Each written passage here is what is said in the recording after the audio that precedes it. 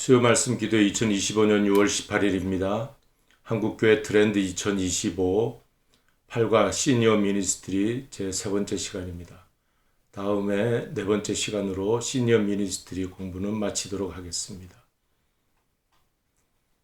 고령 친화 교회의 조건. 고령이란 말 하니까 이제 뭐 아주 고령자 이렇게 얘기하지만 이제 노인에 대한 그 용어이죠. 이제 또 시니어가 되신 분들을 친하게 생각하는 시니어 프렌들리 처치는 어떤 조건을 가지고 있는가? 이 네 가지로 살펴보는데, 첫째 먼저 그 필요를 잘 살피는 교회여야 된다. 시니어들도 어떤 필요, needs, 요구가 있죠. 과연 고령 친화 교회는 시니어 교인이 만족할 수 있는 사역 모델일까?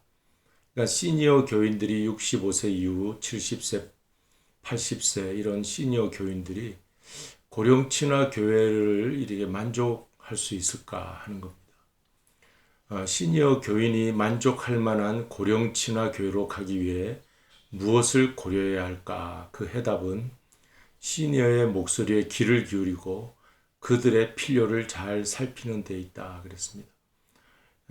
시니어들이 이제 숫자가 늘어나는 것은 전 세계적인 현상이지요.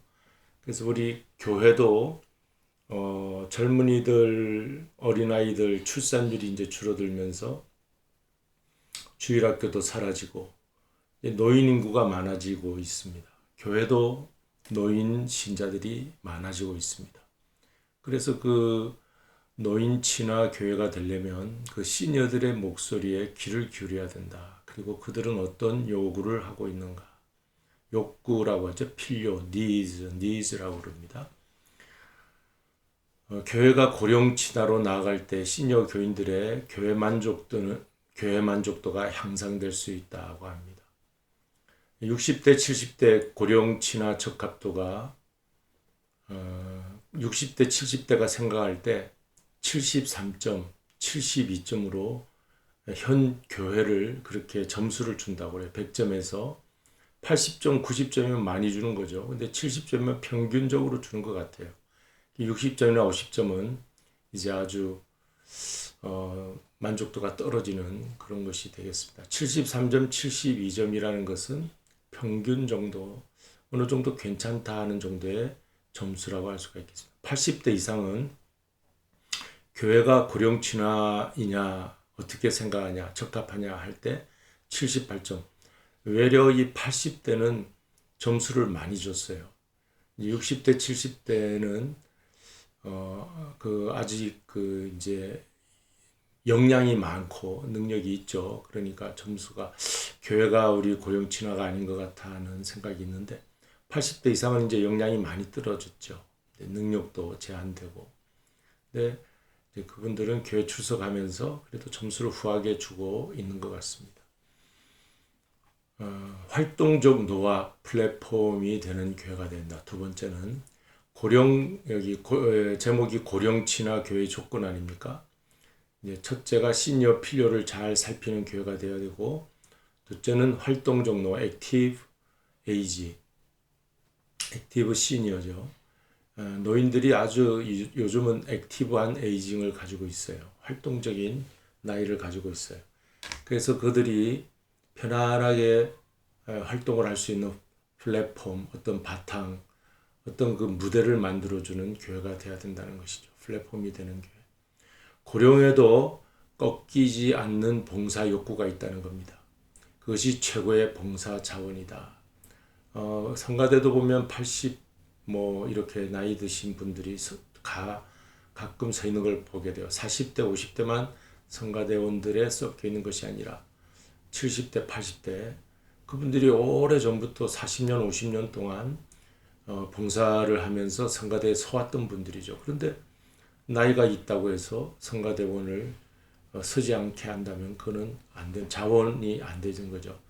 최고의 자원, 꺾이지 않는 봉사욕구, 이런 말이 있다는 것입니다. 시니어들이 교회 안에서 봉사활동을 하느냐 할 때 2022년도에서 2024년도로 넘어갈 때 14.4%에서 50.8%로 증가가 되었다는 거예요. 그러니까 나이가 이제 횟수를 더할수록 2022년보다 24년, 25년, 앞으로 26, 27, 2030년이 될 때 이렇게 횟수가 더할수록 교회 안에서의 봉사활동을 더 많이 이제 프로테이지가 증가하고 있는 것을 보게 됩니다. 그러면 교회 밖에서는 또 봉사활동을 하느냐?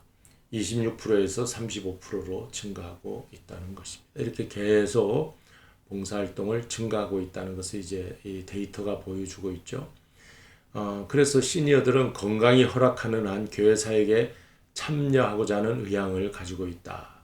44% 높은 비율입니다. 교회 봉사에 그 사역에 참여하고 싶다. 한국 교회 시니어는 봉사를 즐기는 헌신적이고 활동적인 액티브 시니어로 규정할 수 있다는 겁니다. 이런 조사를 통해서 이제 명제를 우리가 내린다면 한국 교회 시니어는 액티브 시니어다. 언제든지 자원봉사든지 활동적으로 이렇게 헌신하려고 하는 그런 자세가 되어 있다는 것입니다.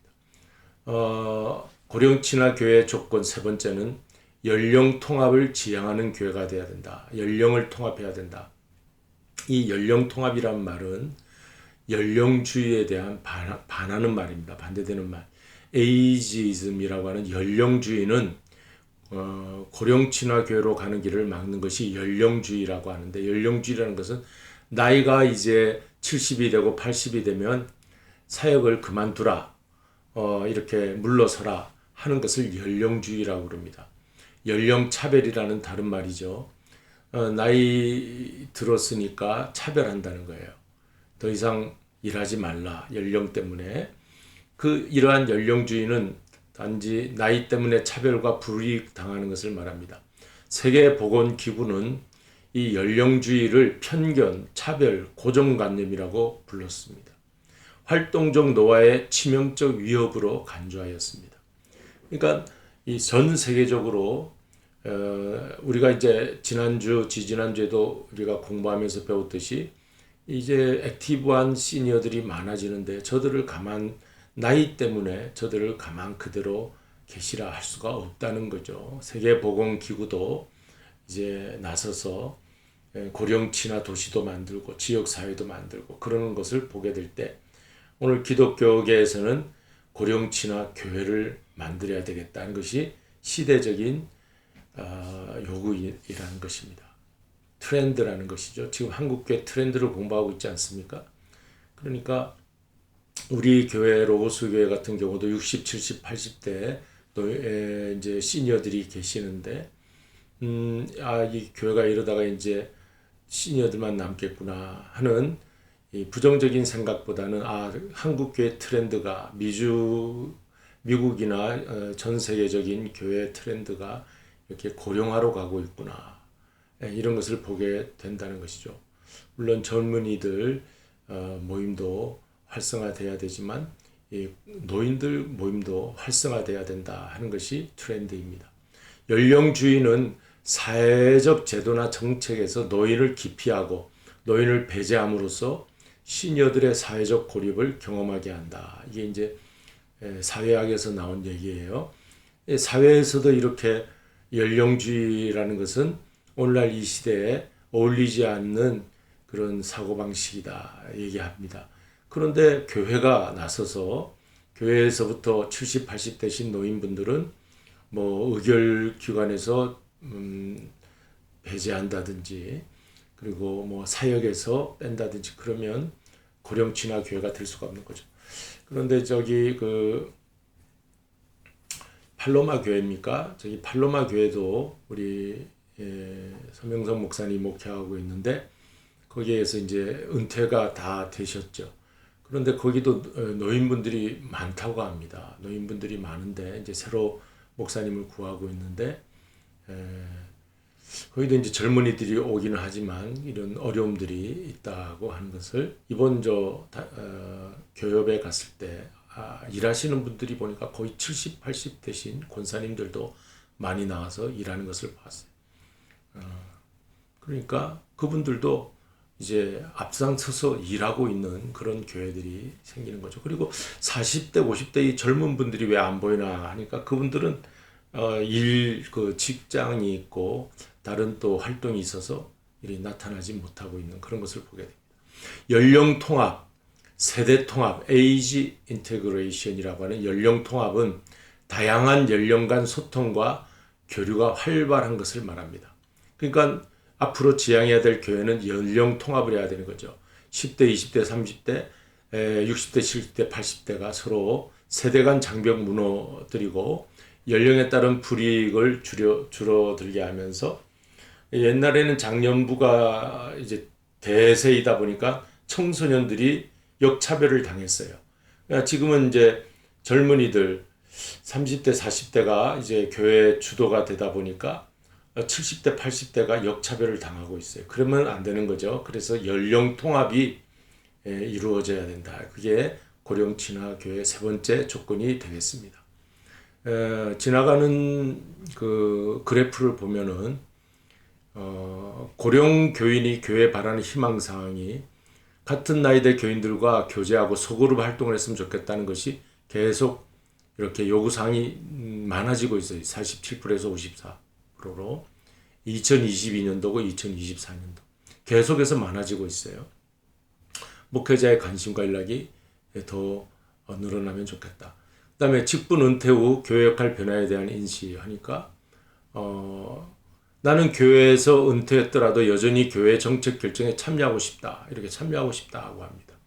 그리고 나는 아직 교회에서 일을 할 만큼 신체적, 정신적 능력이 된다. 이렇게 얘기하고 있습니다. 사실 우리 일반 교회에서들 다 70이면 그 시무에서 자리를 뜨게 됩니다. 그리고 정년 퇴임을 하게 되죠. 교단 헌법에서도 70세는 은퇴의 나이로 그렇게 정해져 있어요. 그런데 앞으로 교회가 계속해서 더 정책 결정에 어떤 일자리에 나는 계속 참여하고 싶다. 그렇게 하고 있다는 것입니다. 건강이 허락하고 그리고 정신적인 문제가 없다면 이렇게 이 교회의 어떤 중요 사역에 동참하는 것 깊이 우리가 고려해 볼 만한 일이겠죠. 네 번째, 고령 친화교회가 되려면 어떤 조건이냐? 시니어 소그룹을 활성화하는 교회가 되어야 된다. 그러니까 고령 친화교회에는 시니어 소그룹이 있다는 겁니다. 이런 말이 있어요. 소그룹은 시니어 사역의 최고 전략적 선택이다. 이런 말이 있어요.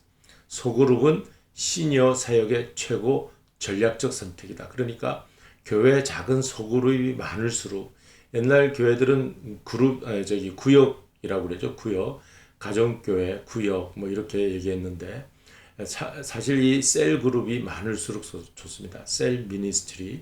그래서 우리 교회도 동년배 나이 때 이제 운동 모임, 뭐 탁구 모임이 있어서 참 다행이라 생각되는데 그것이 서로를 연결시켜주는 좋은 교제의 끈이 되지 않습니까? 그러니까 소그룹 또 서로 어디 뭐 산책을 간다든지 어디 하이킹을 한다든지 아니면 자전거를 탄다든지 뭐 전도지를 나눠준다든지 이렇게 뭐 퀼트 모임을 가진다든지 여러 가지 소그룹을 만들 수가 있어요. 기도 그룹을 만든다든지 또 성경 통독 시간을 만든다든지 이런 소그룹이 많으면 좋다는 거죠. 교회 안의 작은 교회로서의 소그룹은 시니어 사역의 핵심 열쇠이다. 그랬습니다. 한국교회 트렌드 2025 조사에서 65세, 70세 그 사이 시니어들에게 은퇴 후에 교회 사역을 계속하고 싶은지 물었습니다. 그랬더니 그 결과가 사역을 계속하고 싶다가 33.5%, 이제 3분의 1은 사역 계속하고 싶다는 거예요. 3분의 1이. 은퇴하는 3명 중에 한 사람은 나는 교회에서 사역을 계속하고 싶다. 그렇게.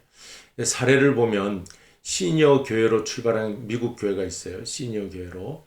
파메스트 커뮤니티 교회의 경우 2년 만에 그 교인 수가 이제 시니어로밖에 남지 않게 됐죠. 우리 팔리세이드 미국 교회도 보면 거의 60대도 없는 것 같아요. 70대, 80대, 90대 노인들이 많이 나오고 150명 정도 된다고 해요. 그전에는 뭐 500명 이상의 그 30대, 40대, 30년 전, 40년 전에는 40대, 50대, 60대가 주를 이루었던 교회였는데 30년이 지나면서 지금은 그분들이 70, 80, 90이 됐어요. 150명 나온다고 합니다. 근데 이제 그런 교회들이 시니어 소그룹을 만들다 보니까 이 파메스트 커뮤니티 교회가 20여 명 정도 교회에서 200여 명 교회로 이렇게 10배 성장을 하게 됐습니다. 그런데 그 교회 안에는 50여 개의 자발적인 시니어 소그룹이 있더라는 겁니다. 시니어 소그룹이 이렇게 이러한 모임을 더 활성화 있게 만들었다는 것이죠. 우리 교회도 한번 깊이 생각해 볼 그런 내용이 아닌가 그렇게 생각이 듭니다. 오늘 성경 공부는 시니어 미니스트리에 대해서 우리가 공부를 했고요. 우리 남은 시간은 이제 9가 10가인데 솔트리스 처치 미션 비욘드 트래디션. 그동안 우리 한국 교회 트렌드가 10가지 중에서 8가지를 우리가 공부를 했고 소금의 맛을 잃은 교회, 그리고 전통을 넘어선 새로운 선교, 이러한 것을 남은 시간에 공부하도록 그렇게 하겠습니다. 복음성가 우리 함께 나누십니다.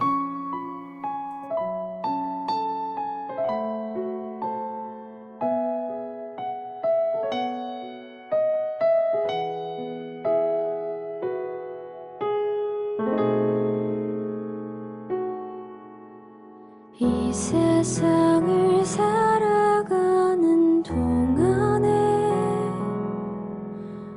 나의 힘을 의지할 수 없으니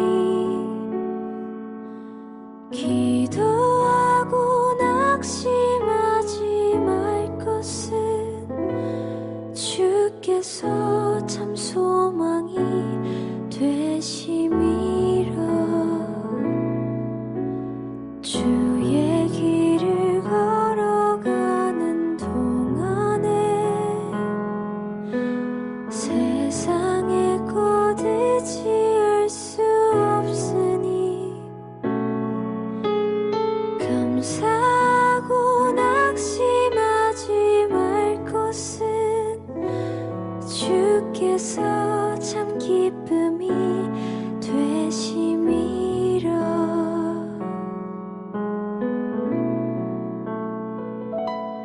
하나님의 꿈이 나의 비전이 되고 예수님의 성품이 나의 인격이 되고 성령님의 권능이 나의 능력이 되길 원하고 바라고 기도합니다.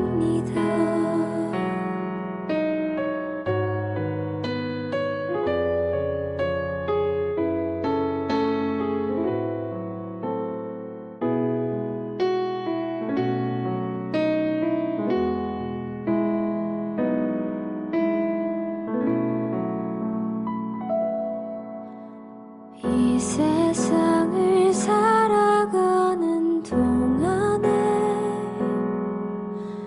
나의 힘을 의지할 수 없으니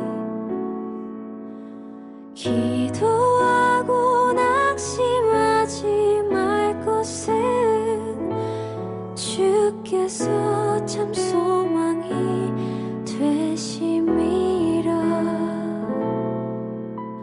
주의 길을 걸어가는 동안에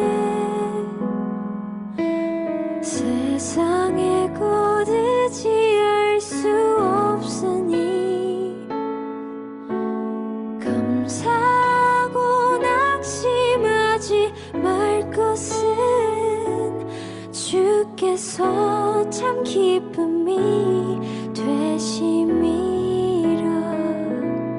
하나님의 꿈이 나의 비전이 되고 예수님의 성품이 나의 인격이 되고